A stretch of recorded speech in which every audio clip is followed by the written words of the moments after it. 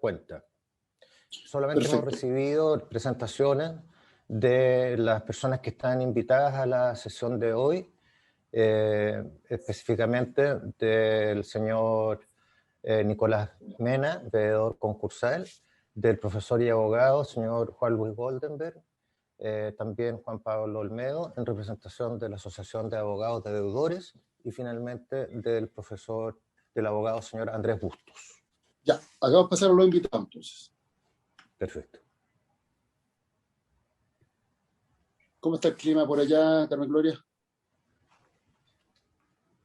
Estoy acá en Santiago. Ah, Estoy en Santiago, me vine a la Araucanía. La Araucanía está lloviendo toda la semana. Así que me perdí eso. Aquí para nada, Santiago no llueve jamás, es lamentable. son como creo 17 días al año que llevan en Santiago, 17, 18. Sí, Y se inunda todo. así es. Ya, están los invitados. Entonces, agradecemos la presencia de todos ustedes. Le damos la palabra, como tenemos cierta premura, no más que premura, tiempo acotado, le vamos a pedir que las exposiciones se extiendan por un máximo de 7 minutos. Entonces, ojalá vayan directamente a los asuntos que tienen que ver con el proyecto de ley. Entonces vamos a partir por el señor Nicolás Mena. ¿Está conectado? Sí, el veedor concursal, señor Nicolás Mena. Tiene la palabra. Voy a presentar, ¿me permiten hacer una presentación? No sé si se ve ahí o no. Perfecto. Se ve perfecto. Perfecto. Bueno,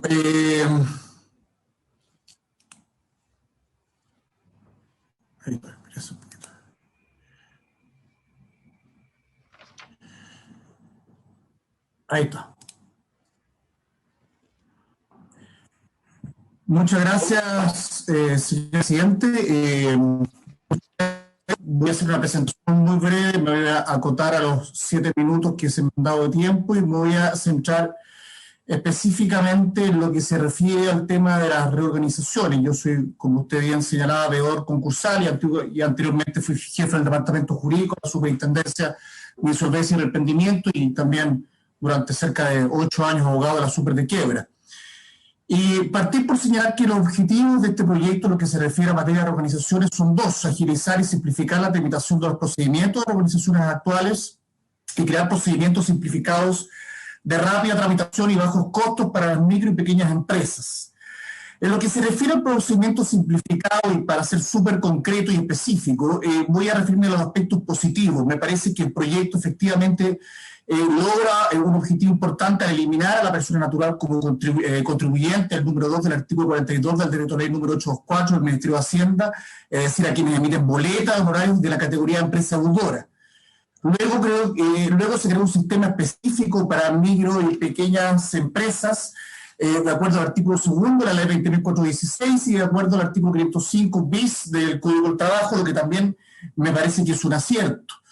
Se simplifica la prórroga de protección financiera concursal, se amplía la protección financiera concursal de 30 a 40 días. En cuanto al rechazo del acuerdo, se disminuye el quórum, tan solo requiriendo un 50%, se disminuyen los plazos también para presentar nuevas propuestas, me refiero al quórum para poder presentar nuevas propuestas.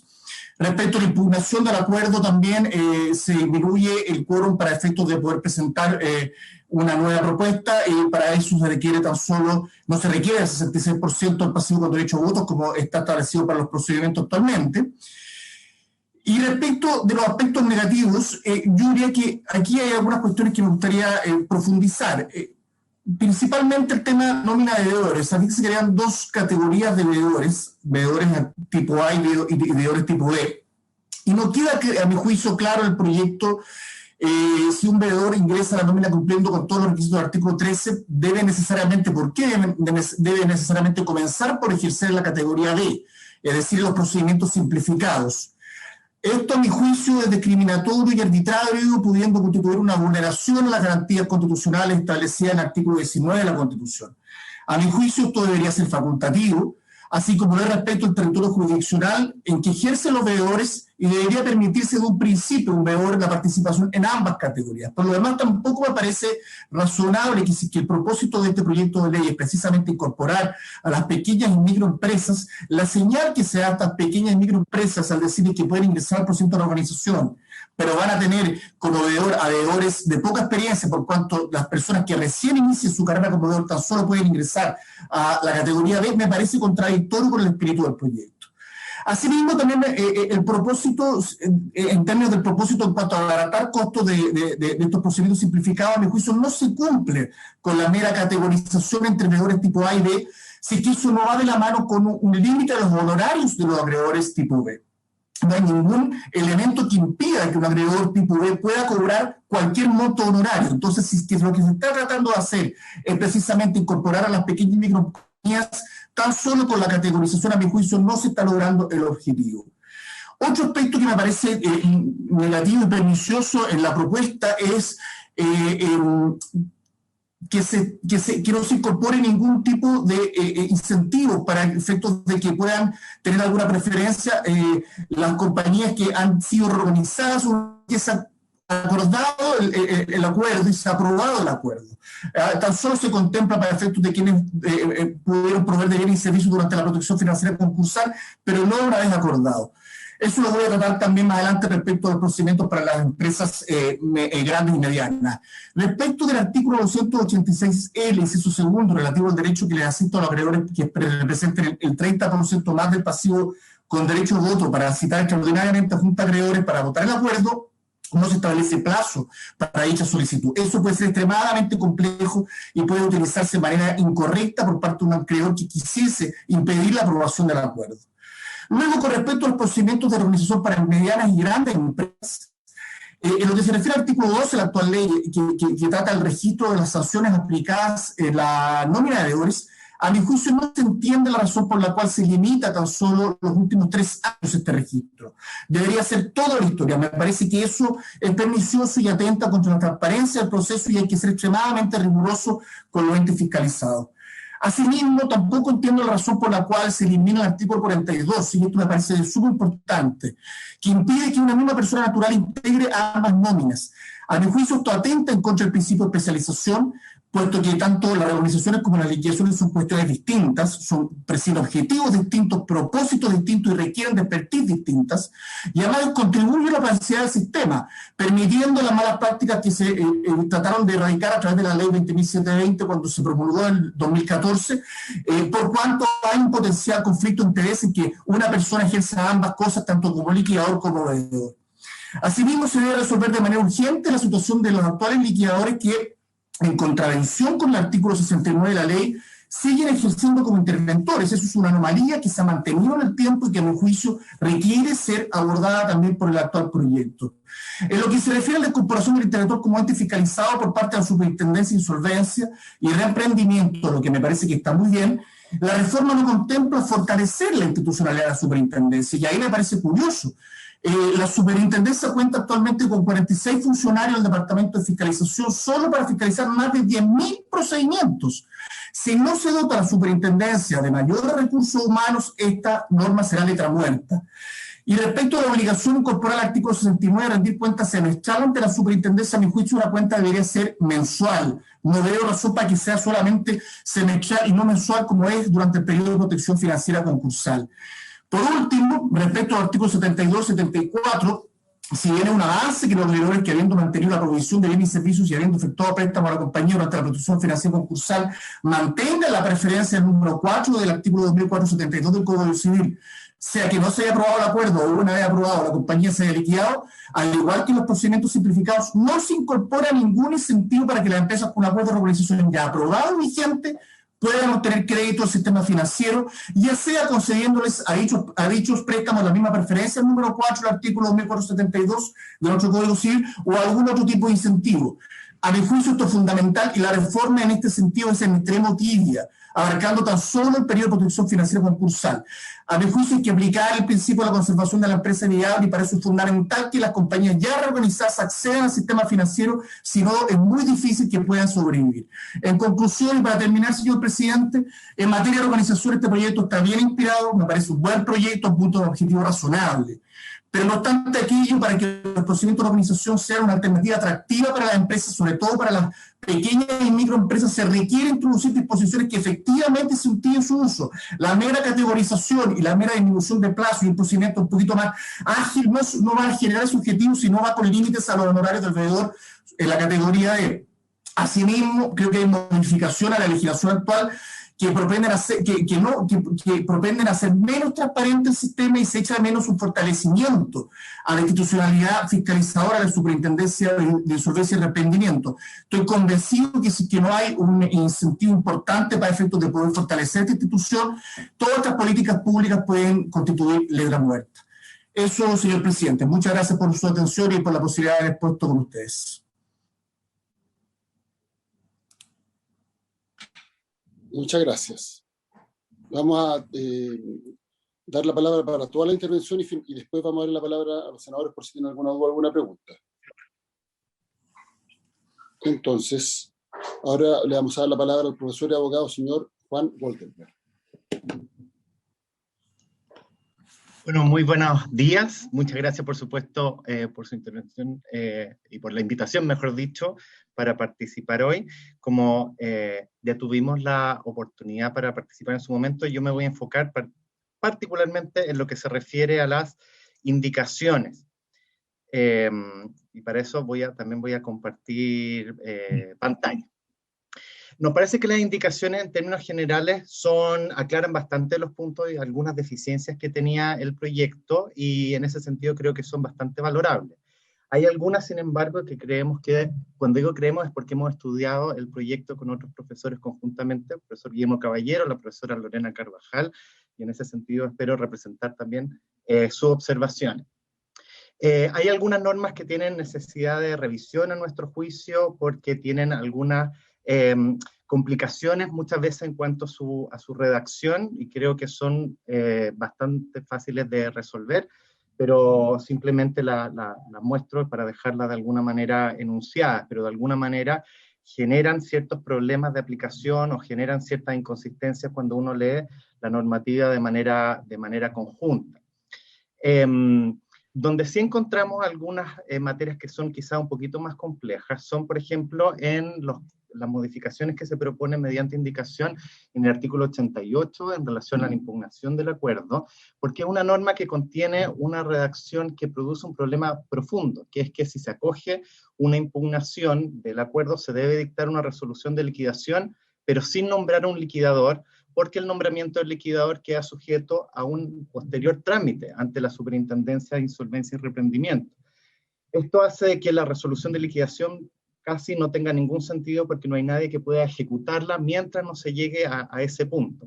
Esto dice relación con varias normas, que no todas son objeto de indicaciones, que establecen un sistema de nominación del liquidador que no siempre es igual, que funciona de manera muy distinta dependiendo del caso, y creemos que vale la pena revisarlo de manera conjunta, hacer una lectura conjunta de qué es lo que se pretende mediante estos sistemas, principalmente porque el proyecto trata de privilegiar en muchos casos el sistema de sorteo.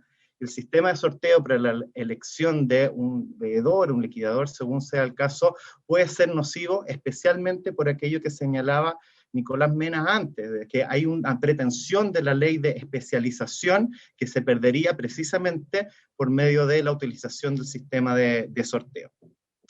Hay otras normas que son llamativas.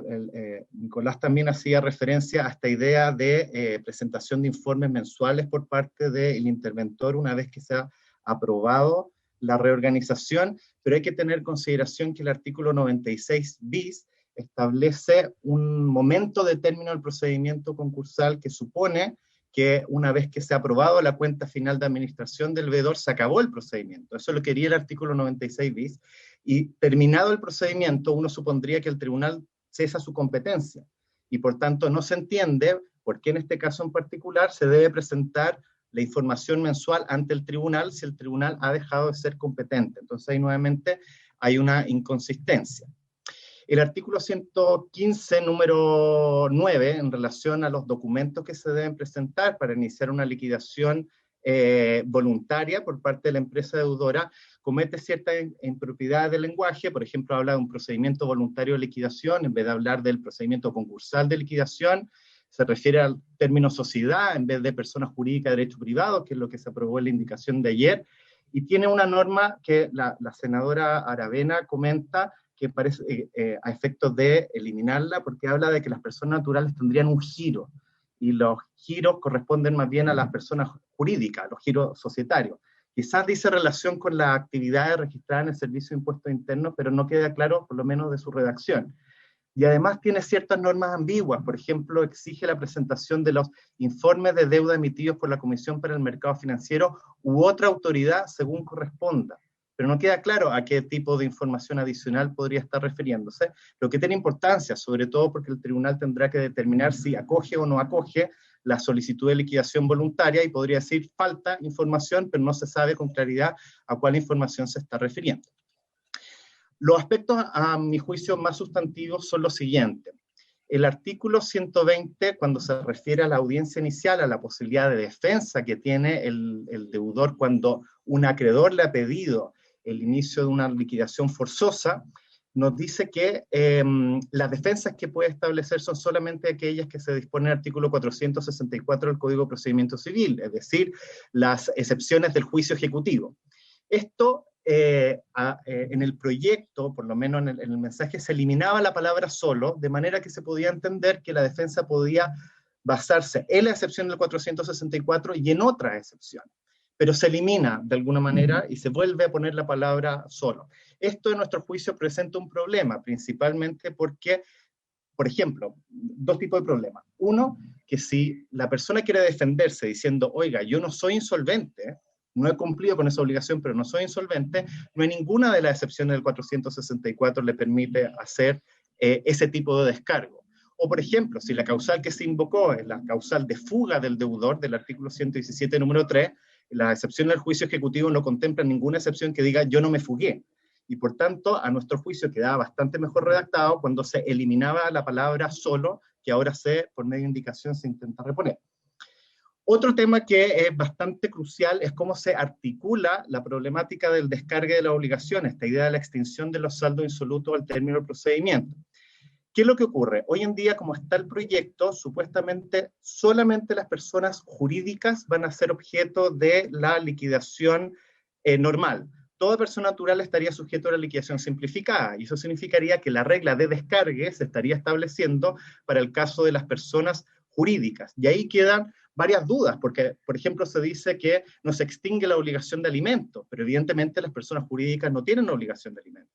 Se indica de que se rehabilitan para todos los efectos legales, que significa que cesan las inhabilidades, pero las inhabilidades se refieren principalmente a cargos que solamente pueden ejercer personas naturales, como tutor, curador, albacea, etc. Y por tanto las normas están mal, a nuestro juicio, mal situadas.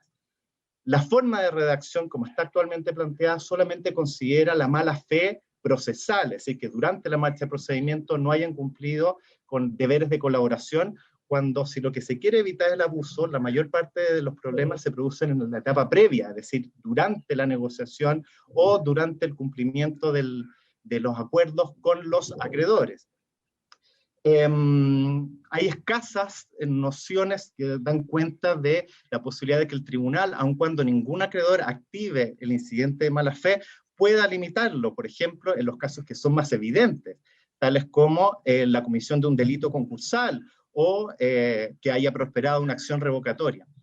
La redacción de las obligaciones que no quedarían extinguidas, la forma que están redactadas actualmente, pensamos que merecen una revisión porque es decir, muchas veces están redactadas de manera ambigua.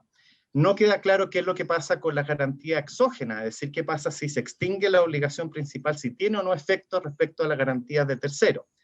Y, por último, no se establecen reglas que sean paralelas en la extinción del saldo insoluto en los procedimientos de liquidación y en los procedimientos de renegociación. Todo esto a menos que se discuta y acoja la indicación presentada por la senadora Aravena. Y el último tema, y con esto termino, que creo que llama la atención, es que por indicación se baja este monto inicial que deberían pagarse por parte de los procedimientos más pequeños, la liquidación voluntaria simplificada para iniciarlo. Esto básicamente significa que las personas naturales, principalmente las pymes, para poder iniciar un procedimiento de liquidación, deberían pagar 5 unidades de fomento, salvo que cuenten con privilegio o pobreza.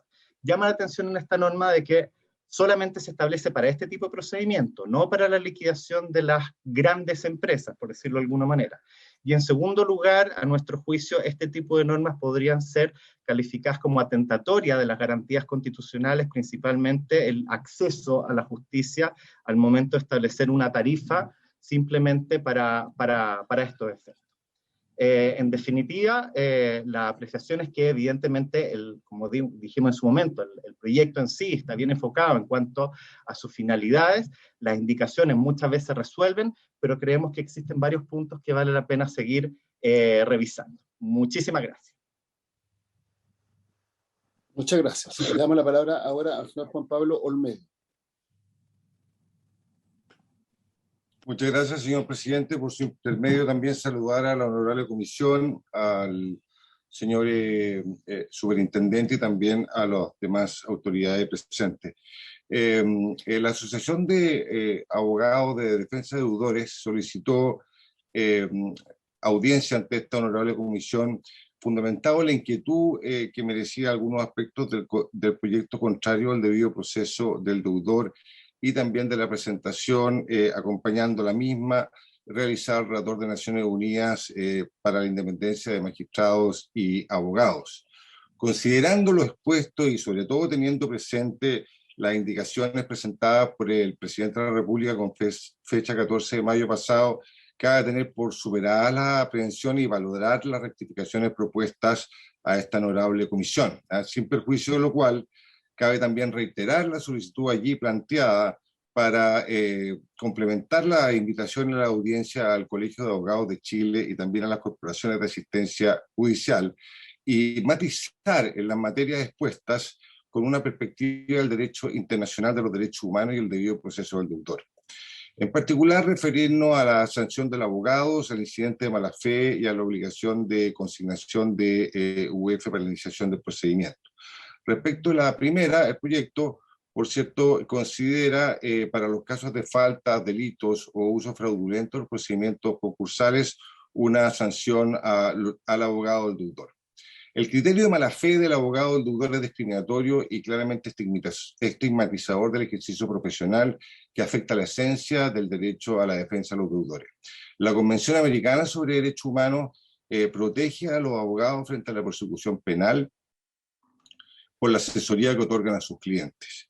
Y los estados se encuentran en la obligación de asegurar el ejercicio de la actividad de asesorar y representar a las personas en conformidad a las normas profesionales, sin restricciones, influencias, presión e interferencia indebida de ningún tipo. La indicación del presidente de la República elimina el mencionado artículo y da cuenta de un ejercicio de ponderación al interior del Poder Ejecutivo que repone el fuero profesional de los abogados y previene la responsabilidad internacional frente a la entrada en vigencia de disposiciones contrarias a la Constitución y al derecho internacional. Por tanto, la asociación adhiere a la indicación del presidente de la República referida a la eliminación de la sanción penal del abogado, lo que forma parte, por cierto, de las garantías judiciales del debido proceso. Con relación al incidente de mala fe, el proyecto crea un incidente que tiene por objetivo declarar la mala fe del deudor. Tanto el liquidador como cualquier acreedor podrá solicitar al tribunal en cualquier etapa del procedimiento que se declare la mala fe del deudor cuando los antecedentes documentales o los activos del deudor informados sean incompletos, falsos o cuando no se hubiera facilitado o se haya retenido y ocultado información o destruido bienes o documentos antes o una vez iniciado el procedimiento. Cabe a esta asociación gremial solo adherir a la indicación del senador Pizarro y de la senadora Aravena para eliminar dicho incidente y referirse a la indicación del presidente de la República que perfecciona la norma, acotando con plazos concretos, entre otros, pero lo más relevante, concretando un deber a los liquidadores de interponer el mencionado incidente. El incidente de mala fe del deudor, al quedar entregado a la mera voluntad de cualquier acreedor, puede ser utilizado como un mecanismo de presión y abuso de incentivo procesal indebido para un acreedor de mala fe. Se altera con ello la igualdad de las partes en el procedimiento, pues el deudor no tiene una oportunidad procesal dentro del procedimiento para alegar la mala fe del acreedor, que solicita esta calificación solo para haberse beneficiado del efecto no extintivo de tal declaración.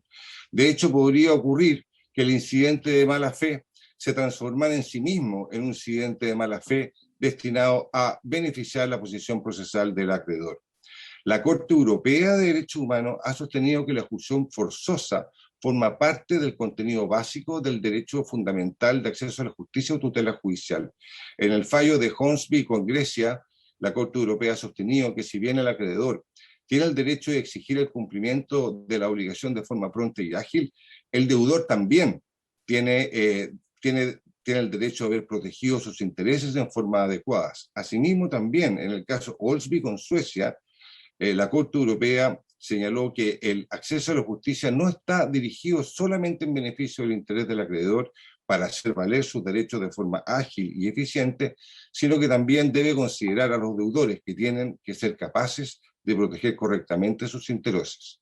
Tal estándar debe ser complementado también con la Convención Americana de Derechos Humanos y la obligación de todos los órganos del Estado de ejercer el control de convencionalidad, que incluye, por cierto, también al Poder Legislativo. Así lo señaló la Corte Interamericana de Derechos Humanos en un caso precisamente en contra del Estado de Chile, me refiero al caso de órdenes de guerra del año 2018. Por lo mismo, la legitimación activa de los acreedores para la interposición del mencionado incidente debe ser sometida a dicho control de convencionalidad y dejada sin efecto con miras a prevenir responsabilidad internacional. Distinto es para el caso del liquidador y el deber que le impone la indicación presentada por el presidente de la República. Atendida a la función que ejerce y al encontrarse sometido a la fiscalización y supervigilancia del superintendente de insolvencia y reemprendimiento, cabe prever en su caso un uso reglado y fiscalizado, sometido al control social, a la rendición de cuentas del superintendente y en caso de duda, de clarificación de la hipótesis que plantea la indicación, a través de instructivos y, por cierto, con la colaboración del Consejo para la Sociedad Civil y los mecanismos de participación que la ley establece para favorecer su implementación.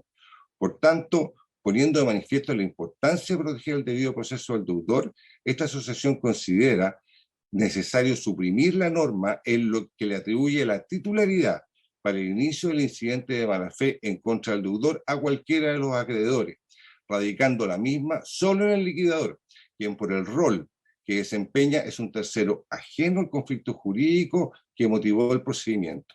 Y por último, referirse a con referencia a la consignación de las 10 UF que establece el procedimiento, cabe señalar que es muy probable que el explosivo aumento que va a generar el fenómeno de la insolvencia en Chile debe ser considerado en el trabajo que realiza tanto la superintendencia como facilitadora de los procedimientos administrativos de renegociación, la misión del Ministerio de Justicia y Derechos Humanos y, por cierto, también de las corporaciones de asistencia judicial.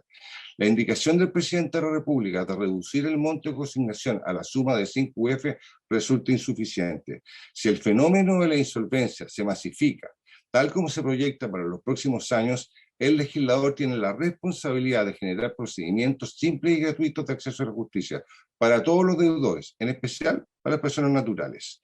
El monto reducido a 5 UF con la indicación puede parecer bajo, no obstante, se trata de una persona que ha caído en insolvencia, de precariedad tal, donde cualquier exigencia económica significa limitar injustificadamente su derecho al acceso a la justicia. La exigencia de consignación agrega un requisito adicional, fundado en la capacidad económica que vulnera el debido proceso de las personas en su condición de deudor. Establecer un monto constituye en sí mismo instalar una justicia censitaria, una infracción al debido proceso y tiene un vicio de constitucionalidad. Por lo mismo, en base a estas consideraciones, esta asociación es de la opinión que se suprima la consignación a efectos de garantizar el debido proceso y el acceso a la justicia del deudor. Muchas gracias, señor presidente. Muchas gracias. Tiene la palabra el señor Andrés Bustos. No lo veo conectado. Ah, sí, está conectado. Adelante. Hola, buenos días. Muchas gracias, señor presidente, a los honorables senadores presentes, a la comisión y a mis colegas. Bien, hoy no sé si Voy a compartir pantalla. Si me da un segundo. No sé si se ve, creo que sí. Bien. Bueno, mi nombre es Andrés Bustos, soy profesor del Departamento de Derecho Empresa de la Universidad del Bello y quiero traer sobre la mesa un tema que habla a propósito de los delitos económicos y específicamente lo que trata algunas modificaciones en atención a este proyecto que modifica la ley concursal, pero específicamente me quiero referir a un punto que nos está tocado en esta propuesta, que es el artículo 463 en atención a un delito concursal en que se oculta activo o se aumenta el pasivo sin justificación económica o jurídica en perjuicio de los acreedores. Bien, ¿por qué quiero tocar este artículo? Y tiene que ver mucho con el planteamiento que se le da a los delitos económicos. ¿Qué es lo que prohíbe estos tipos penales? Bien, ¿dónde está el injusto propiamente tal? Muchas veces estos tipos penales rompen el paradigma del sujeto responsable vinculado a la pobreza. Son delitos que, en definitiva, más sofisticados, ¿cierto? Y que están muchas veces desde el punto de vista del sujeto, que son sujetos más calificados. Entonces, en atención a estos delitos, muchas veces tienen difícil prueba, son muy difíciles de perseguir. Bien, entonces, en atención a ello, ¿qué es lo que se ha hecho actualmente con la técnica legislativa? Estos delitos muchas veces la sanción propiamente tal son extrapenales. ¿A qué voy con esto? Que está el hecho propiamente tal que se va a sancionar en normas comerciales, civiles y muchas veces en normas que son reglamentarias. Por lo tanto, desde el punto de vista de su persecución penal, lo hacen más difícil que otro tipo de delito. ¿Bien? ¿Y qué es lo que trata este 463 propiamente tal? Que habla del perjuicio a los acreedores en atención al delito, ocultar activo, aumentar pasivo sin razón económica o jurídica, aspectos que no están en el tipo penal propiamente tal. ¿Qué es lo que ha dicho? Que a propósito del punto de vista de la técnica legislativa, desde el punto de vista de los delitos, algo que genera que el hecho se debe encontrar sancionado penalmente y cuál es la pena a imponer. Obviamente que para los delitos económicos, que son delitos mucho más complejos, donde desde el punto de vista de las actuaciones de los comerciantes o muchas veces los administradores van mutando, deben existir normas que sean incompletas. Bien, pues la conducta no está en el tipo penal propiamente tal, pero estas conductas tienen que estar, como bien se señala de unos criterios de la jurisprudencia del Tribunal Constitucional, el núcleo propiamente tal de esta conducta. Entonces, ¿qué es lo que quiero yo dejar como claro en estos breves minutos? Que, por ejemplo, lo que se ha hecho en España, bien, a propósito de un delito muy similar, bien, el que señala el artículo 260 del Código Penal, señala que el que fue declarado en concurso, será castigado con la pena de prisión tanto cuando la situación de crisis económica o la insolvencia sea causada o agravada dolosamente por el deudor o persona que actúe en su nombre. Se tendrá en cuenta para acabar la pena la cuantía del perjuicio inferido a los acreedores, su número y condición económica. Este delito y los otros delitos singulares relacionados con él, cometidos por el deudor o persona que haya actuado en su nombre, podrá perseguirse sin esperar la conclusión del proceso civil y sin perjuicio de la continuación de este. El importe de la responsabilidad civil derivada de los dichos delitos debe incorporarse, en su caso, a la masa. En ningún caso la calificación de insolvencia en el proceso civil vincula a la jurisdicción penal. ¿Qué quiero decir con esto? Y llegar al punto. En el caso español, específicamente, se declara una independencia del orden civil y penal cuando se establece la calificación, por ejemplo, de la insolvencia en el delito que acabamos de señalar. Esto es un avance significativo, pues los acreedores respecto de una situación, insolvencia, bien, el acreedor defraudado no va a tener que esperar, desde el punto de vista del perjuicio, para poder iniciar una acción penal. ¿Qué quiero decir? Vamos al delito propiamente tal, que en atención a, por ejemplo, nuestro 463, debe existir un perjuicio. Y desde el punto de vista de un aspecto procesal y de economía procesal, ¿cierto? Para que haya delito tiene que haber un perjuicio, tiene que haber una conducta que está dentro de lo que es la norma comercial, concursal y no específicamente el punto de vista penal.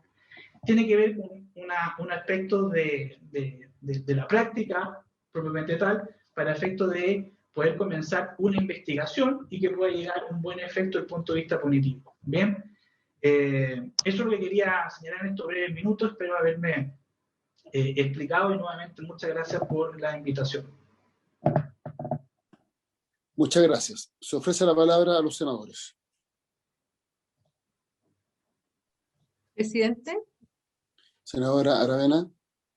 muchas gracias. Agradecer a todos y cada uno de los que presentaron.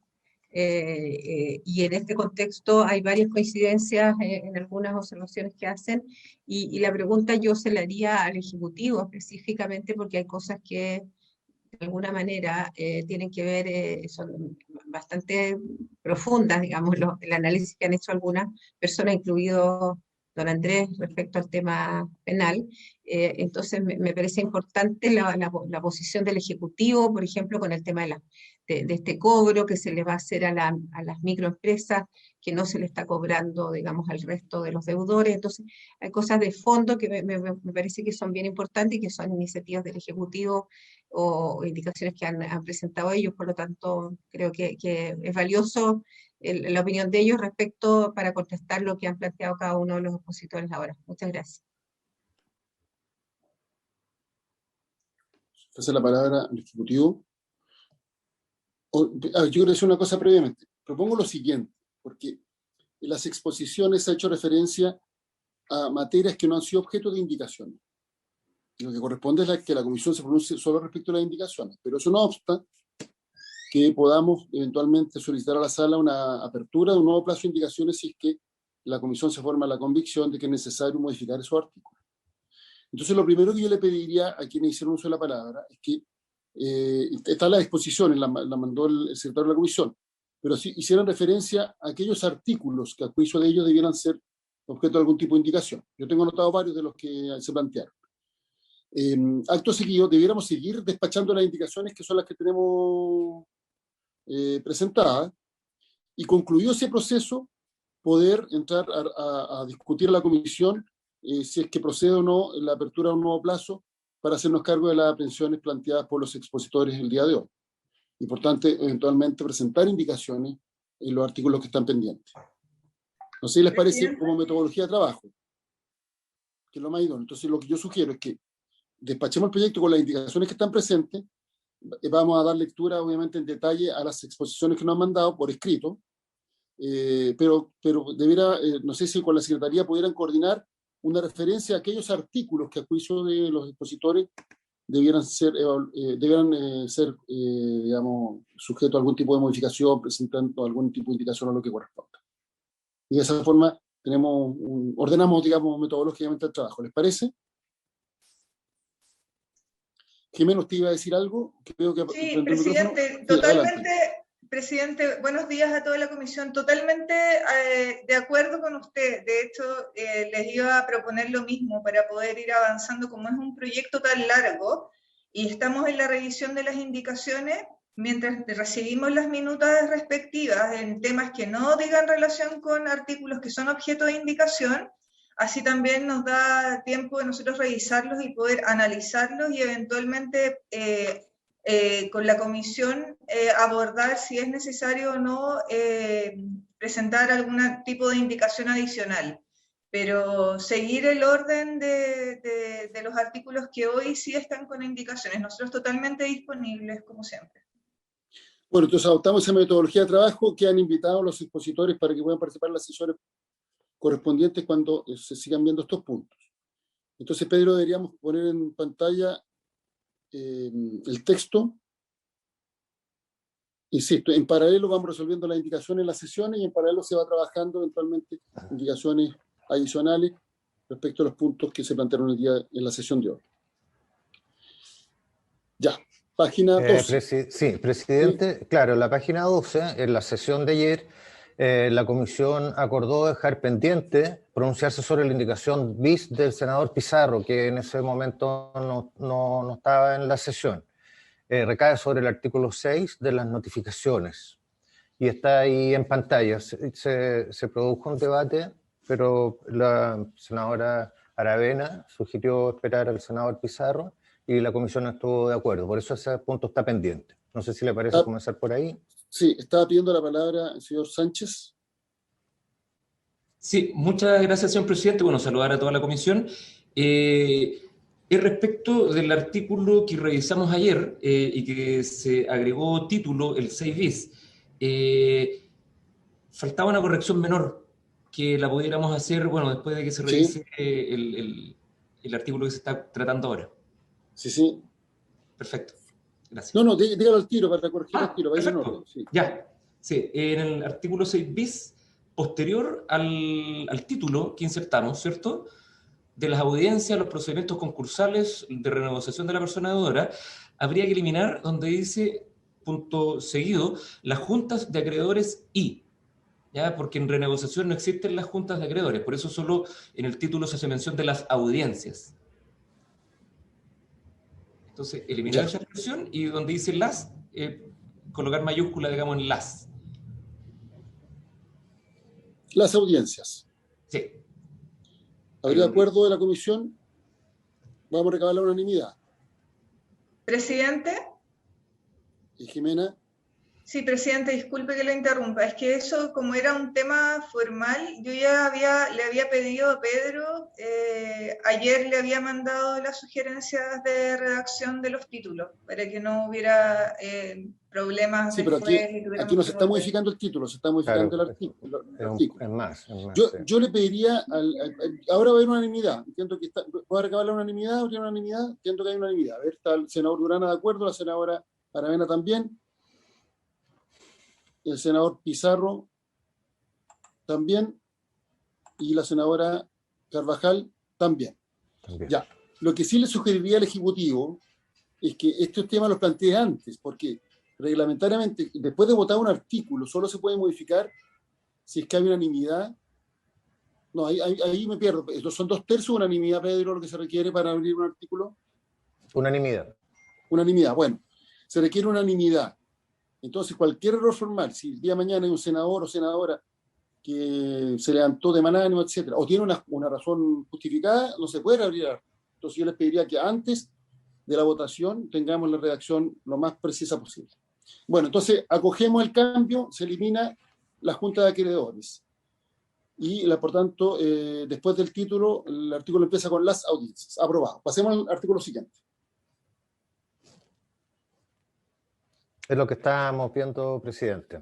Sí. La indicación. Le ofrecemos la palabra al señor Pizarro. Y después le ofrecemos la palabra al señor Sánchez, que tenía una observación sobre este punto, que se planteó ayer. Parece que no veo a Jorge en la sesión de nuevo. Ahí está. No.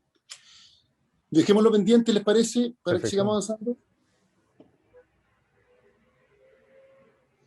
Entonces, nos correspondería ir a la página 27 del comparado, a la indicación 4 bis, también del senador Pizarro. Esto va en la línea de una indicación que vimos en la sesión de ayer. En el artículo 30 se refiere a la estructura de los liquidadores y está en el número 10, como dice ahí. Ayer lo vimos respecto de los veedores y en el mismo sentido la indicación de ahora plantea esto respecto de los liquidadores, que en el fondo sustituir el texto vigente donde dice personas naturales nombradas como tales por la superintendencia, por que sean seleccionadas mediante concurso público por la superintendencia. Ayer el superintendente explicó que el proceso actual era participativo y transparente. Y usted, presidente, declaró, a sugerencia de la secretaría, declaró inadmisible la indicación. ¿Esta también tiene el mismo problema? Tiene el mismo problema. Entiendo, sí. Porque es el mismo principio. Exacto. Así que, de todas maneras, yo le daría la palabra al señor Sánchez el superintendente para que, porque él hizo referencia al mecanismo de nombramiento. Entonces, que en particular se refiere al mecanismo de nombramiento en este caso. Gracias, señor presidente. Sí, es la misma lógica.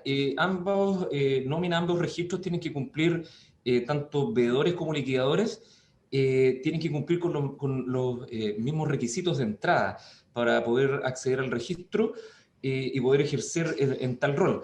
Y eso, como yo comentaba el día de ayer, es público y transparente. A partir de los artículos 14 siguientes están normados aquellas condiciones que tienen que cumplir respecto de probidad, respecto de también los años de experiencia, del tipo de profesión que tiene que tener, etcétera. Hay también un examen que 2 veces al año se da frente a la superintendencia, y de acuerdo al cumplimiento de todos estos atributos, más una cláusula de un seguro de garantía, ¿cierto?, de fiel cumplimiento para pagar con aquellos incumplimientos que generen, y haber aprobado también el examen, habiendo pasado todos estos requisitos, la superintendencia, mediante resolución, los incorpora a las nóminas. Y después, a continuación, también verifica constantemente de que sigan cumpliendo con estos requisitos que podrían ser inhabilitantes en el momento que los dejen de cumplir, señor presidente.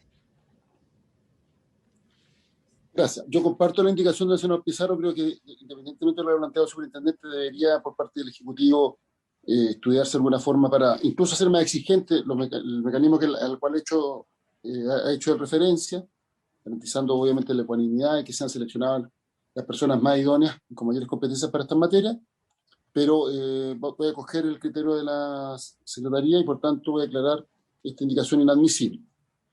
No sé si algún senador quiere generar la controversia. Si no es así, pasamos al siguiente artículo, a la siguiente indicación.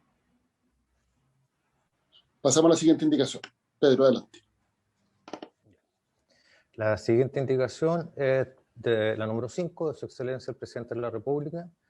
Recae sobre el número 18, está en la página 37 del comparado. Ahí está. Específicamente se refiere al artículo 52 sobre la objeción. Esta indicación plantea reemplazar completamente el artículo 52 del proyecto. No sé si damos lectura completa o vamos destacando las diferencias, presidente. Vamos destacando las diferencias. Ya. Respecto del inciso primero, no hay ninguna diferencia respecto del inciso, o sea, en el sentido de quiénes podrán objetar la cuenta final del administrador. Respecto de cómo se hace el inciso segundo, en la parte final, la indicación del Ejecutivo agrega que estas objeciones se deben acompañar una copia de ellas a la superintendencia dentro del mismo plazo a través del medio electrónico que ésta indique por norma de carácter general. Es algo de procedimiento. El inciso tercero sí ya hay una diferencia más de fondo, presidente. Por cuanto el proyecto aprobado por la Cámara y en general por el Senado, que está en la columna del medio, dice que en caso de no aducirse objeciones dentro del plazo señalado, el liquidador, la superintendencia, el deudor o los acreedores solicitarán al tribunal competente que tenga por aprobada sin más trámite la cuenta final de administración para todos los efectos legales. La indicación respecto a este aspecto fija en el tribunal, derechamente, de oficio o a solicitud de los liquidadores, la superintendencia, el deudor o los acreedores, tendrá por aprobada sin más trámite esta cuenta final de administración para todos los efectos legales. Presidente, es eso. ¿El resto del artículo tiene diferencias? ¿O no? Sí, el resto del artículo también tiene diferencias, no, ese aspecto solamente. Ya, perfecto. Sobre este punto, ofrece la palabra al superintendente. Señor presidente, sí, en este punto lo que estamos haciendo es darle una posibilidad más activa al tribunal para que también él, de oficio, pueda hacer que la cuenta de administración se encuentre aprobada, aprobar la cuenta. Como estaba redactada en el proyecto de ley, solo quedaba en manos del liquidador, la superintendencia, el deudor o los acreedores. Entonces, eso se mantiene, esa posibilidad, pero ahora vía oficio el tribunal, sin que lo requiera alguien, también podría aprobar esa cuenta y por lo tanto da esa posibilidad más activa al actor juez, digamos, en el tribunal, que también tiene hartos antecedentes para poder hacer. Eso, señor presidente. Gracias. Sigamos revisando el artículo. Sí, perfecto. Después, el inciso siguiente. Pedro, ¿Sí? en el Senado sin papel, porque yo no lo puedo leer, estoy tratando de bajar el comparado y no está disponible. No vamos a cargar. Claudia lo va a cargar, presidente. Pero, ¿a qué fecha está actualizado? Al 25. Hay uno al fecha al 24. Habrá que trabajar Eso con lo mandó, presidente. Ya, perfecto. A ver si me lo manda. Lo comparto por WhatsApp. Que tengo uno que no está actualizado. Ya, gracias. Entonces, página 39, ¿no? Adelante. Aquí lo estoy compartiendo.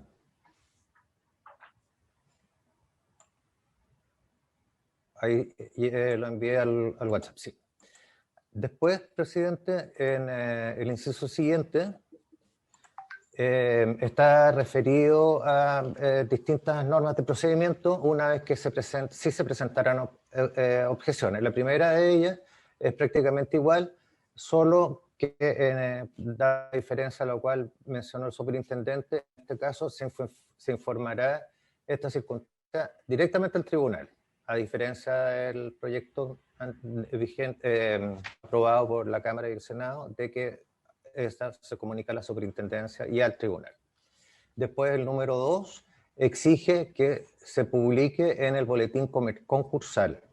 Esto no estaba en el número 2 de la regla anterior. Y el número 3 no tiene diferencia. Y en el número 4 se refiere a ya que vencido el plazo a que alude el número 2, evacuado o no el informe del liquidador, los objetantes dispondrán de 10 días para insistir en sus objeciones ante el tribunal. Eso es igual. Y lo que se agrega es debiendo acompañar una copia de sus insistencias a la superintendencia dentro del mismo plazo a través del medio electrónico que ésta indique por norma de carácter general. El liquidador deberá publicar en el boletín concursal las insistencias que se hubieran deducido en un plazo de 2 días contado desde el término del plazo para insistir en las objeciones e informará esta circunstancia al tribunal. Eso es nuevo respecto de esta regla. Después, respecto de la quinta, también hay diferencias, pero en la misma línea dice, si no se presentaren insistencias, el tribunal tendrá por aprobada la cuenta final de administración mediante resolución dictada de oficio o a solicitud de parte. Respecto de la regla siguiente, 6, la diferencia está al final, en el sentido de que la superintendencia establecerá en su informe si el liquidador quedará suspendido para asumir nuevos procedimientos concursales. El 7 en el encabezamiento es igual, en la letra A cambia, porque dice una vez recibida la causa prueba y resueltos los recursos de reposición, en caso de haberse deducido, las partes deberán ofrecer los cambios de prueba, los medios de prueba de los que se valdrán para acreditar sus pretensiones en el plazo de 3 días contados desde la notificación de la resolución respectiva. En la letra B amplía el plazo de 7 días a 10 días para evacuar su informe. La letra C no tiene cambios y la letra D, a partir del punto seguido, cambia esta letra y dice: concluida la recepción de la prueba, las partes formularán verbal y brevemente las observaciones que el examen de ella les sugiere de un modo preciso y concreto. Después la letra E no tiene cambios, el número 8 tampoco tiene cambios, el número 9 en la parte final dice: ante el incumplimiento de las medidas ordenadas dentro del término señalado, el tribunal dictará de oficio o a solicitud de parte las resoluciones que tienen por rechazada la cuenta final. Y finalmente el número 10 no tiene cambios y sí, el caso de la indicación del Ejecutivo no considera el inciso final que sí está en la columna del medio, cuando dice en la columna del medio: una vez firme la sentencia que rechace la cuenta final de administración, la superintendencia excluirá al liquidador de la nómina de liquidadores de conformidad establecido en el artículo 34 de esta ley. Propongo lo siguiente: como son muchos numerales, vayamos resolviendo uno a uno. No lo votemos todos juntos. Si hubiera consenso, vamos a dar por aprobado con la misma votación anterior, pero si hubiera algún tipo de disenso lo votamos por separado. Entonces partamos por el numeral, por el primer numeral.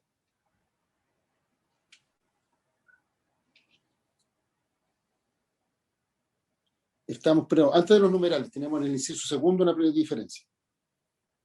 Así es. Ya hizo referencia el... perdón, se ofrece la palabra sobre este punto. Gracias, señor presidente. Esta modificación lo que asegura es que por si no publica el liquidador en el boletín concursal, lo hará el acreedor o el deudor. ¿Ya? Entonces, ahí lo que estamos generando es que exista siempre información a mano de la superintendencia. Si no es por un canal que lo haga el liquidador, lo va a poder hacer el acreedor o el deudor en el boletín concursal. Básicamente eso.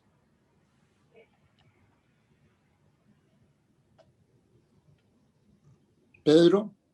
Sí. Entonces procedemos a... Usted tiene que ir clarificando qué punto es el que estamos votando y vamos a proceder a votar. El superintendente se refirió a la segunda regla del Sí, lo que pasa inciso es que estamos en el inciso 2, por eso... Claro, se adelantó el superintendente.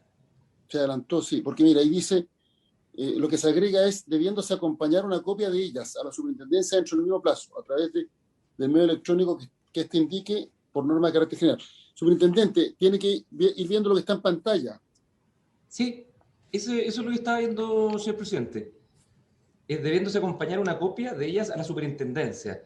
Eso respecto de los acreedores y el deudor, porque hoy día debe hacerlo el liquidador. Entonces, en caso de que el liquidador no lo haga, nosotros lo que hicimos fue añadir este texto para también que lo pueda hacer el acreedor o el deudor la publicación de las objeciones en el boletín concursal.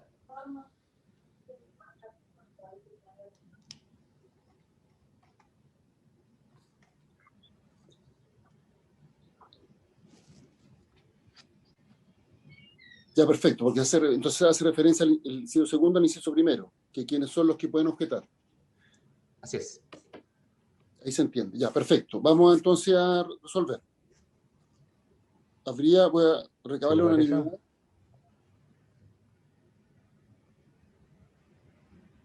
A ver, tome la votación, Pedro, que no lo veo todo en pantalla. Perfecto. Sí, yo tampoco lo logro ver a todos. Senadora Aravena. Por favor, señor secretario. Senadora Carvajal. A favor, secretario. Senador Durana. A favor. Senador Pizarro. Sí. Presidente. A favor. Unanimidad 5-0. Pasemos entonces al siguiente punto. El inciso tercero ya lo explicó el subsecretario, en el sentido de otorgarle al tribunal un rol más activo. Sí, exacto. ¿Sí le parece? Ya. Sí, que el que pueda... No, estamos en el inciso tercero ahora. Sí, pero me refiero si va a mirar los numerales, sobre eso hay acuerdo, ¿no? Por el inciso tercero. Sí, pero no se ha votado. Con la misma votación, perfecto. Con la misma votación damos por aprobado el inciso tercero que ya fue explicado. Perfecto. Ahora vamos a las reglas, dice. Perfecto. Si se presentan objeciones, se observarán las normas que siguen. Esta primera norma tiene relación con lo ya aprobado, que en el fondo debe informarse al tribunal y no a la superintendencia y al tribunal. De acuerdo. ¿Con la misma votación, presidente? Sí, ¿tiene alguna implicancia que no se informe a la superintendencia, pregunto? Señor Sánchez. Señor presidente, lo que pasa es que al principio, el numeral 1 dice que el liquidador deberá publicar en el boletín concursal las objeciones. Nosotros ya tomamos conocimiento al momento de publicarlas porque el boletín concursal es de administración nuestra. Ya están nuestros servidores, nosotros lo gestionamos. Entonces, no es necesario, pero sí es necesario que informe esta circunstancia al tribunal porque no estaba contemplado esa comunicación en el proyecto original. Perfecto. ¿Con la misma votación la podríamos dar por aprobado? Perfecto. Perfecto. Vamos avanzando. Después la regla número 2, sobre una vez vencido el plazo señalado en el inciso segundo, el liquidador deberá presentar ante el tribunal y publicar en el boletín concursal. Esa es la diferencia respecto del proyecto aprobado en general. Ya, pues, va en el mismo marco de lo que hemos Sí. hablado. Vamos a darla por aprobada con la misma votación, entonces. Si algún senador tiene una objeción, le agradecería que lo planteara. Después Sigamos. hay diferencias en la regla cuarta, también procedimental. La primera parte es igual. Después de tribunal, bueno, doy lectura completa. Y se ha vencido el plazo intercanal número 2, evacuado o no el informe del liquidador, los objetantes dispondrán de 10 días para insistir en sus objeciones ante el tribunal. Hasta ahí todo igual. Debiendo acompañar una copia de sus insistencias a la superintendencia dentro del mismo plazo a través del medio electrónico que éste indique por norma de carácter general. El liquidador deberá publicar en el boletín concursal las insistencias que se hubieran deducido en un plazo de 2 días contado desde el término del plazo para insistir en las objeciones e informará de esta circunstancia al tribunal. Eso es lo nuevo. Y después el vencimiento de este plazo, sin que el liquidador hubiera realizado las publicaciones antedichas, facultará a la superintendencia para proceder a su publicación, considerándose una falta grave conforme con el número 2 del artículo 338. Ya. Claro. ¿Habría acuerdo? Ok. Sigamos. Perfecto. Después la regla siguiente, la número 5. Si no se presentaren insistencias, el tribunal no se tendrá por aprobada, sino que el tribunal tendrá por aprobada la cuenta final de administración mediante resolución dictada de oficio o a solicitud de parte. Ya, eso va en los mismos términos que ya Así vimos. es. Sí. Avancemos. El número 6, la diferencia está al final. La última idea, dice la superintendencia, establecerá en su informe si el liquidador quedará suspendido para asumir en nuevos procedimientos concursales. Esto toma de lo aprobado en general el inciso final, que ya no aparece con esa ubicación, sino que integrado en esta regla 6. Superintendente, sobre este punto.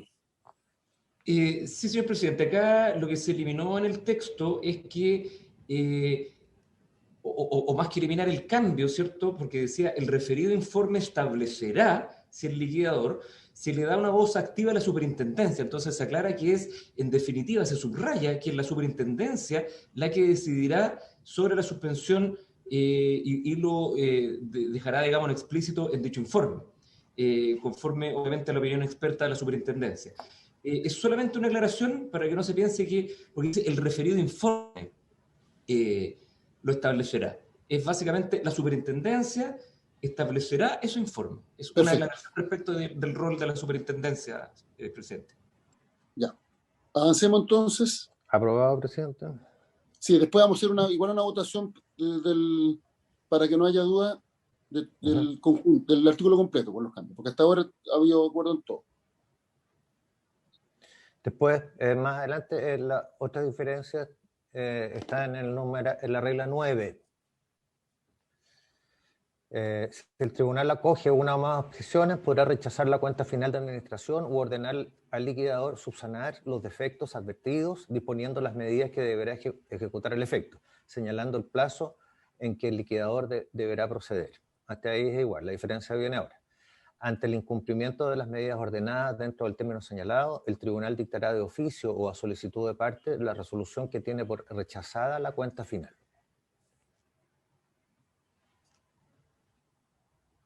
Perfecto. Sobre este punto, ¿se ofrece la palabra? Señor presidente, lo que se hace en este punto es que se eliminan las certificaciones innecesarias que puedan retrasar el curso del procedimiento. Sucede mucho que se espera que el tribunal certifique ¿ya? Y en eso que diga, no, efectivamente, esto ocurrió, este hecho se ingresó, se resolvió, etc. Y en esa certificación podrían pasar muchos días, ¿ya? Dependiendo de la carga que tengan los tribunales también. Entonces, se elimina esa certificación y se aclara la medida. Perfecto. Con esto terminamos los numerales, Pedro, ¿no? Así es. Porque en el otro no hay diferencia en el 10, por lo que veo. No, no hay ninguna diferencia. Ya, y bueno, entonces, se eliminó el inciso final del texto aprobado en general. Ya, para que no haya duda, y como Pedro tiene actuado como ministro de Fe, vamos a votar todo, el conjunto. Entiende que fuimos aprobando uno a uno, pero para que haya una votación genérica para que no haya duda. Perfecto. Entonces, Pedro, tome la votación, por favor. Muy bien. Senadora Aravena. A favor. Senadora Carvajal. A favor. Senador Durana. A favor. Senador Pizarro. Sí. Vicepresidente. A favor. Perfecto. Entonces, toda la indicación 5 aprobada por unanimidad 5-0. Perfecto. Vamos, sigamos. Ahora entramos en el capítulo 3 de la ley sobre el procedimiento concursal de reorganización. Y la primera indicación es la 6, recaída sobre el artículo 57, que está ahí, sobre la resolución de reorganización. En lo específico, esta indicación aumenta de 30 a, que es el plazo actual, dice, sobre, en el fondo, los efectos de esta resolución. Es la protección financiera concursal. La protección financiera concursal. El plazo que porque sí. Actualmente es 30, el proyecto aprobado en general era 40 y ahora lo aumentan a 60. ¿Cuál es la Señor Sánchez, tiene la palabra. Sí, señor presidente. Señor presidente, comentarle que lo que pasa en la norma comparada en la mayoría de las jurisdicciones más desarrolladas, como por ejemplo Estados Unidos, anglosajonas en general, en los procesos de reorganización de empresas de mayor tamaño, mediana y grande, se requiere un plazo más extendido de las protecciones financieras concursales, porque eso permite buscar financiamiento, de acuerdo a nuestro artículo 74, por ejemplo, para financiar las operaciones, para la venta de activos, y en especial, señor presidente, para poder generar un acuerdo de reorganización que sea real, que se sostenga en el tiempo, que se pueda cumplir. Lo que ha pasado, nosotros hemos visto en la práctica, analizando, habiendo estudiado y analizado las reorganizaciones hasta ahora, que hay muchas que se caen, que no se cumplen ya en el periodo de cumplimiento estos acuerdos, porque es tan corto el periodo, sobre todo para empresas de mediana y grande, que tienen una diversidad de pasivos, de activos, de financiamiento, vehículos de financiamiento también bastante complejos, que no tienen el tiempo disponible para hacer y estructurar un buen acuerdo, una buena propuesta de acuerdo de reorganización.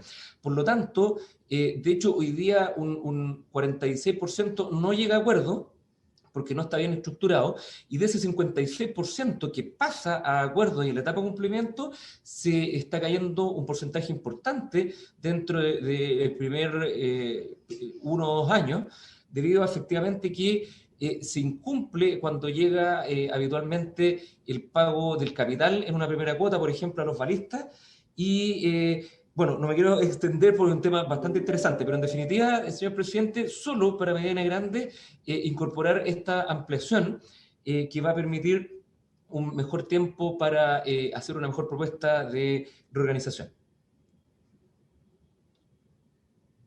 Este plazo es ampliable. Sí. Efectivamente. Por 30 días y 30 días adicionales, o sea, 60. O sea, hasta 120, presidente, lo vamos a ver en el artículo siguiente. 120 días. O sea, hoy día está en 30 y se puede ampliar en 30 y 30, o sea, en 60, 90. Con esto tendríamos un piso de 60 y se podría ampliar por 60 días más, 120. Presidente, pueden haber hasta 2 prórrogas. En la actualidad podría llegar hasta 90 días. Y lo que estamos haciendo con esta modificación es que pueda llegar hasta 180, o sea, 60 días, y las prórrogas, bueno, después vienen las prórrogas, la verdad, pero este primer plazo es de 60 días. Perdón, serían 60 y serían 60, no 30 como está la norma. Pero no es muy largo, superintendente. Estamos hablando de 6 meses. Sí, yo es harto tiempo.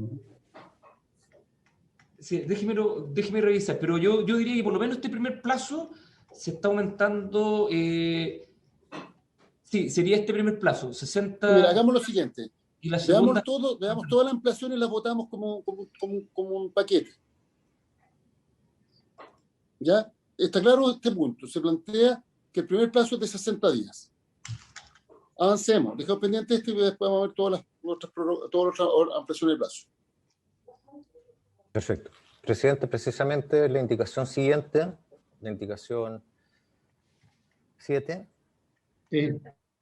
Se refiere a lo mismo. Es Sí, sobre el Comisión de Economía, artículo entonces ya 58, dice hayan- prórroga de la protección financiera concursal.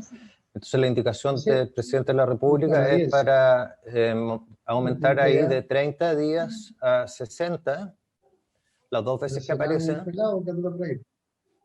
Lo que, Ya. y como anunció el subsecretario, también en el inciso segundo se reemplaza 60 por 120, en el sentido que el deudor puede solicitar en un solo acto la prórroga del plazo regulado para la protección financiera concursal.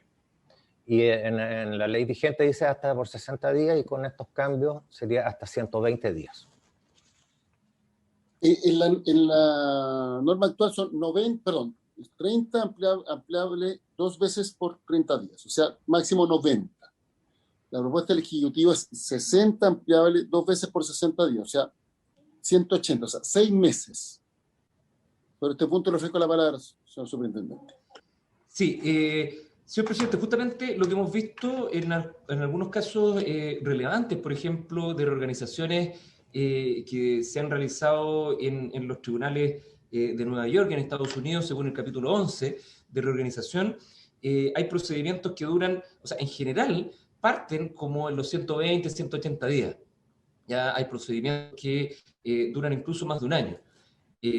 Nosotros creemos que hasta 6 meses sería el ideal, sobre todo en empresas que son bastante grandes, en la cual generar, articular y negociar con los acreedores un acuerdo es bastante lento, ¿ya? Porque además los acreedores tienen que, obviamente, valorar, analizar, evaluar los distintos escenarios, ¿ya? Y también muchas veces conseguir el financiamiento, y esas fórmulas de financiamiento también están amarradas a que ocurran durante algunos meses algunos hitos relevantes, rescindir contratos, ventas de activos, etc.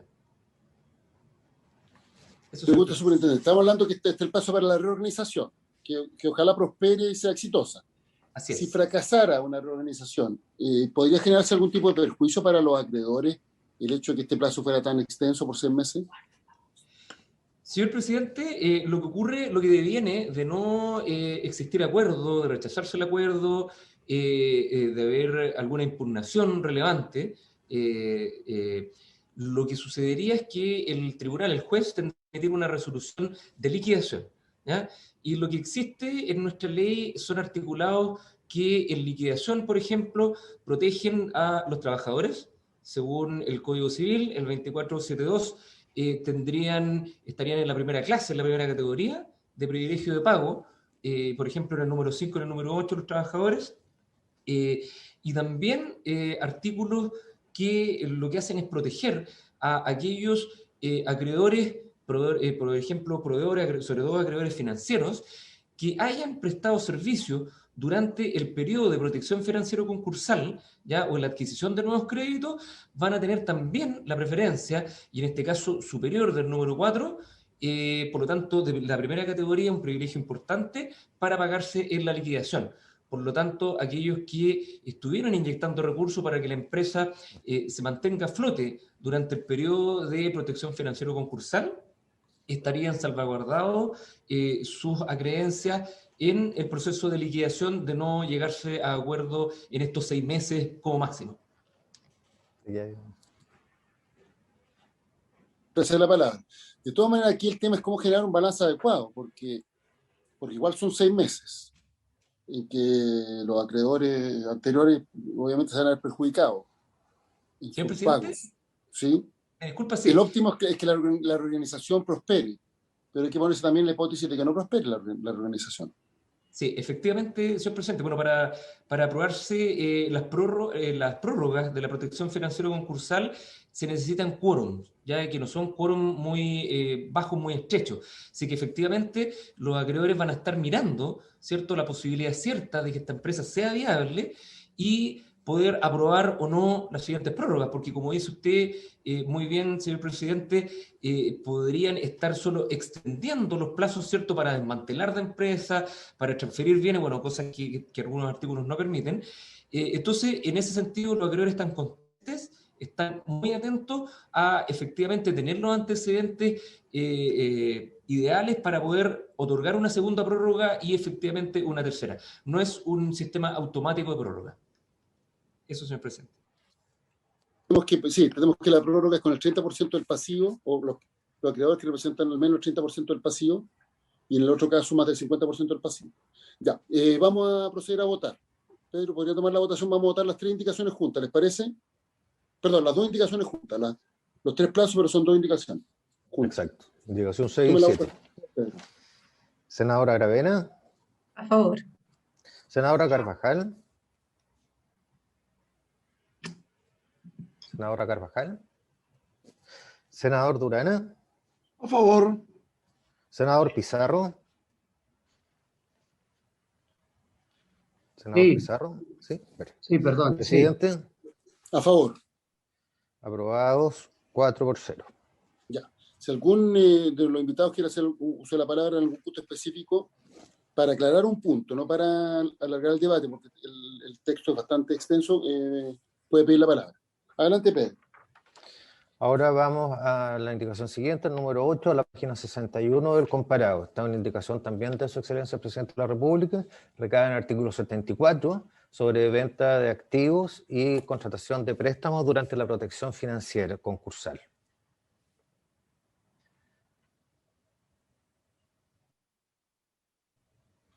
Específicamente, la indicación es respecto de la letra A, el ordinal cuarto, como se ve ahí en el comparado. El ordinal cuarto dice, intercálese entre la expresión artículo 55 y el punto aparte, la expresión o la declaración jurada establecida en el artículo 56, circunstancia que deberá verificar el veedor.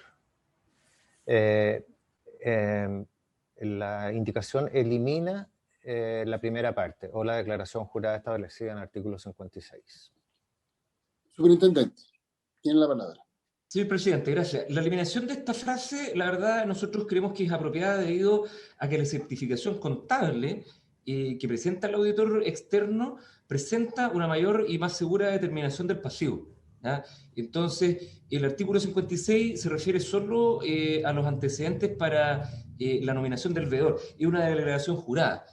Por lo tanto, nosotros creemos que eliminando da certeza a que se tome el certificado. José Claudio y la Cristi, que son los que ven los correos todos los días, ninguno se percató que teníamos a partir del estreno a las 4 y hoy la reunión en ese horario con el profesor Borges. Carmen Gloria, está prendido tu micrófono.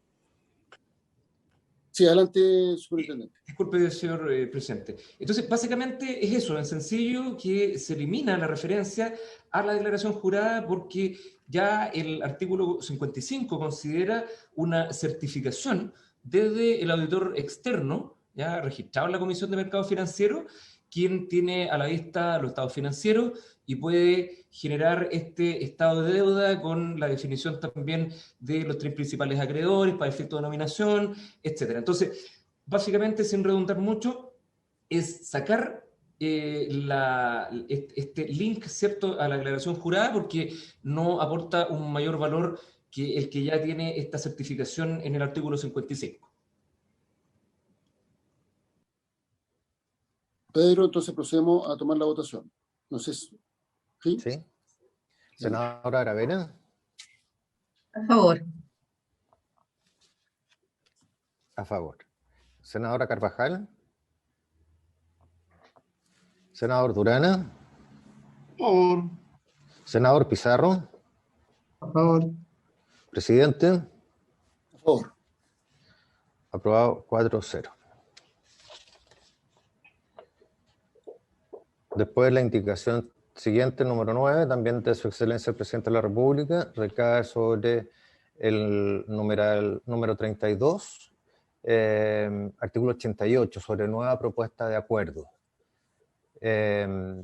Como indica en su encabezado, reemplaza los incisos, sustituye el numeral 32 del proyecto aprobado por la Cámara y por el Senado en general, por este inciso que toma los elementos de los dos, del siguiente tenor. Cuando el deudor no presente una nueva propuesta de acuerdo que reúna las condiciones indicadas en el inciso anterior dentro del plazo antes establecido y cuando se acoja una impugnación al acuerdo por las causales establecidas en el número 4 y 5 del artículo 85, el tribunal, de oficio y sin más trámite, ordenará el inicio del procedimiento concursal de liquidación en la misma resolución que acoge la impugnación, debiendo el tribunal requerir a la superintendencia la nominación del liquidador según el artículo 37, acompañando los antecedentes de los 3 principales acreedores de conformidad a la nómina de créditos reconocidos. El deudor no podrá presentar nuevamente una propuesta de acuerdo. Esa es la indicación. Superintendente. El presidente, aquí lo único que se está haciendo es fundir el inciso segundo y el tercero en uno solo. Es solamente para efectos de economía normativa de texto, pero no tiene ninguna indicación o modificación nueva ahí. ¿Eso es para mantener el orden de los incisos, o la numeración de los incisos, o tiene otro objeto? Es solamente tener una coherencia, señor presidente, en un solo inciso y no por separado. La verdad es algo menor. Ok, entonces, ¿podemos darlo por aprobado?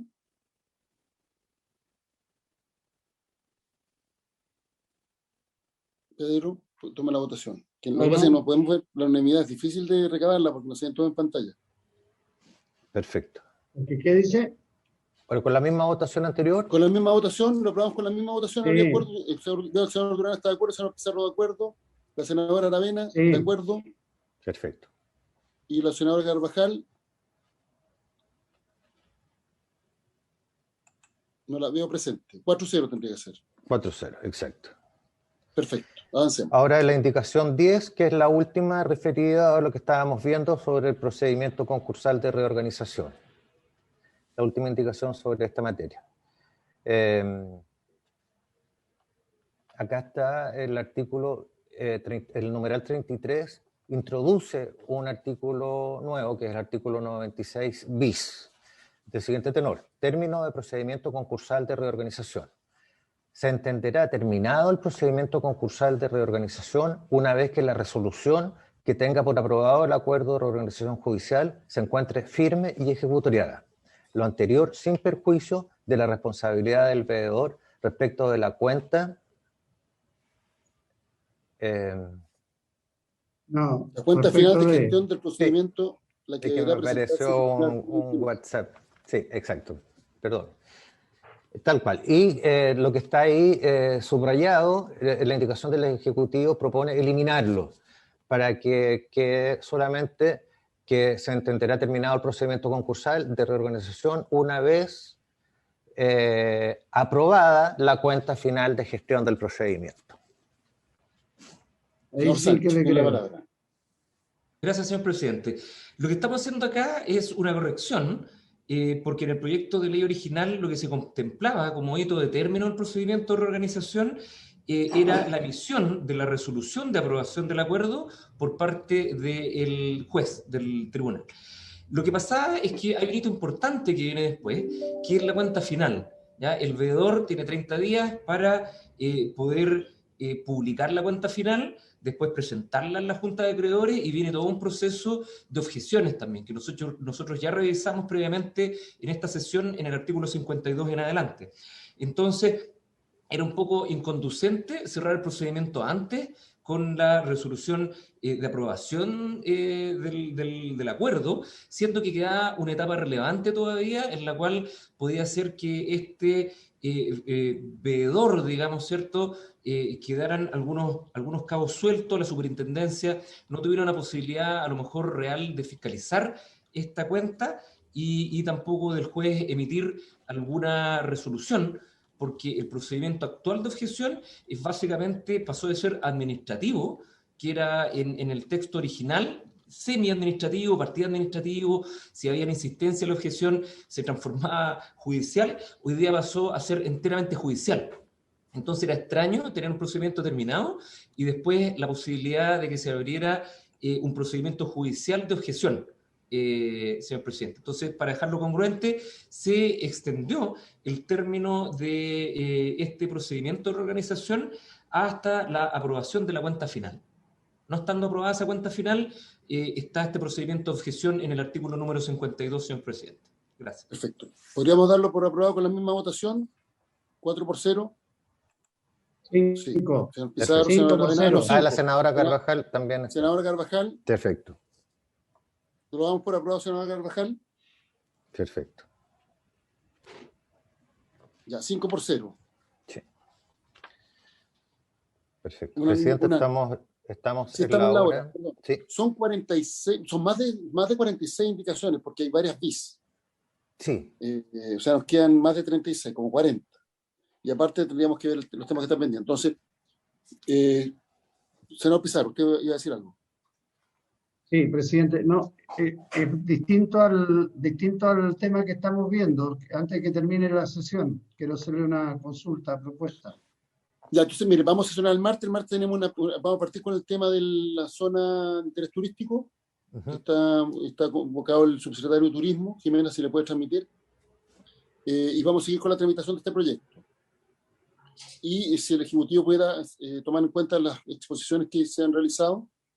Si de todas maneras, presidente. En alguna indicación, eso no obsta que nosotros vamos a trabajar eventualmente otras indicaciones y vamos a solicitar el plazo en sala para que puedan incorporarse. Presidente. Senador Pizarro, sí, perdón, Jiménez, y después el senador Pizarro. Sí, perdón, senador. Solo mencionarle a propósito de la inquietud que tienen respecto de la declaratoria de la SOI, que ya estamos recabando la información. En caso de que tuviéramos esa información antes, se las voy a hacer llegar para que Pedro se las pueda compartir. Bueno, antes de la sesión. Perfecto. Gracias. Senador Pizarro. Sí, presidente, lo que quiero consultarle o sugerirle es que nosotros tenemos el acuerdo de la Comisión de Economía junto con el señor Ministro de Obras Públicas a constituir una mesa de trabajo para ver el tema del endeudamiento, los servicios básicos y la situación de las personas. Eso ha seguido su curso. Yo he estado recibiendo mucha petición de los sectores involucrados. Hoy día tuve una reunión con gente del sector de generación eléctrica, que si bien es cierto ellos no tienen la relación directa con el consumidor, sí están interesados y preocupados en participar dentro de ese proceso, porque cualquier solución va a requerir del concurso de todos los actores. Entonces, lo que yo le quiero pedir, presidente, es que apuremos al ministro. Él quedó con la responsabilidad de armar la mesa, pero si él no lo puede hacer por distintas razones, yo sugiero que tomemos nosotros ese esfuerzo, porque no lo podemos dejar tampoco en el aire, se nos va a venir encima muy rápidamente eso. Senador, ¿le parece que convoquemos a los ministros, nuevamente a los ministros que no llegaron? Porque el ministro de Obras Públicas... Sí, lo que pasa es que en la última sesión acordamos con el ministro Moreno, que es el que se mostró dispuesto a encabezar él por parte del Ejecutivo del proceso. Sí, y debería ser parte también del ministro. Si usted se junta con él o se reúne, se coordina cómo armamos la mesa de trabajo. Sí, lo que pasa es que Obras Públicas y Energía llegaron, han estado presentes en la sesión. Pero el problema es que nos falta Hacienda, ¿sí? El Ministerio de Hacienda es el que debiera también formar parte de este... Ya, mire, yo voy a llamar al ministro Moreno para constituir la mesa y voy a llamar al ministro de Energía.